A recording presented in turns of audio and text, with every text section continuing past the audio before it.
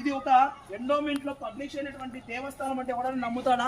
కేవలం దేవాదాయ ధర్మాదాయ ఆదాయం ఒక్కటే కనపడుతుందా? గుళ్ళు బాగు చేయాలనేటువంటి కనీస జ్ఞానం కూడా ఉండదా? చూడండి, ఇట్లా ఉంటే ఇక్కడ విగ్రహాలు తీసుకొని వచ్చేసి శివలింగం ప్రతిష్ఠ చేయరా?